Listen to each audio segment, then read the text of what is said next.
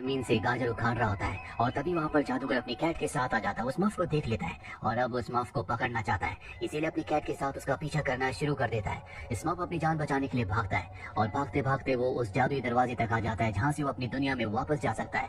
और जब वो उस दरवाजे के अंदर एंटर करता है तो जादूगर भी उसे देख लेता है, जिसके बाद सबसे पहले वो अपनी कैट को अंदर फेंकता है और अब वो खुद भी अंदर आ चुका है जहाँ पर बहुत सारे स्मर्फ्स हैं। सभी स्मर्फ्स जादूगर को देखकर डर जाते हैं। यहाँ पर वो बूढ़ा स्मर्फ भी होता है जिसने भविष्य देख लिया था, इसीलिए उसने इसकी तैयारी कर रखी थी। वो एक बहुत बड़ी लकड़ी से जादूगर के ऊपर हमला करता है जिससे वो गिर जाता है। अब यहाँ पर सभी स्मर्फ्स को भागने का रास्ता मिल चुका है, सबके सब भागने लगते हैं।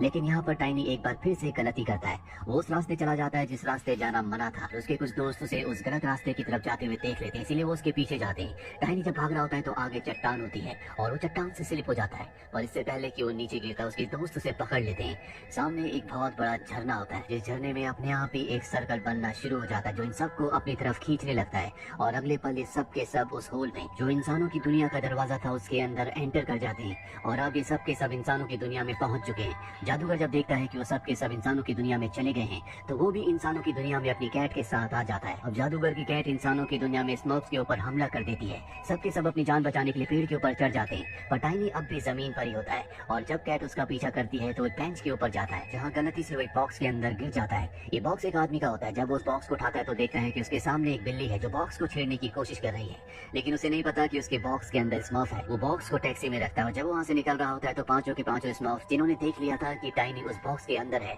वो टैक्सी के ऊपर कूद जाते हैं। पीछे हमें जादूगर भी दिखाया जाता है जो टैक्सी का पीछा कर रहा होता है और टैक्सी अचानक से रुक जाती है जिस वजह से जादूगर टैक्सी से टकराकर वहीं पर गिर जाता है और टैक्सी इसके बाद वहाँ से निकल जाती है।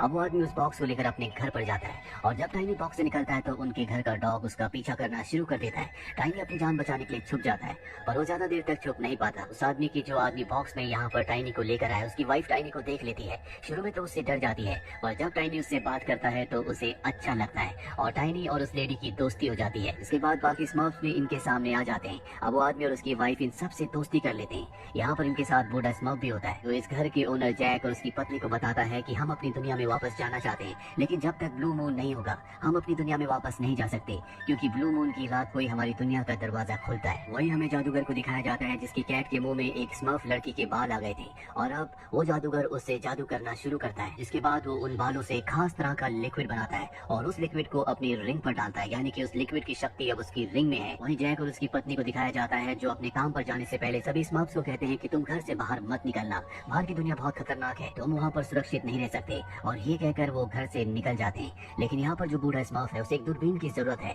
इसीलिए अपने सभी साथियों के साथ घर से निकलकर जैक की टैक्सी के ऊपर बैठकर उसका पीछा करने लगते हैं।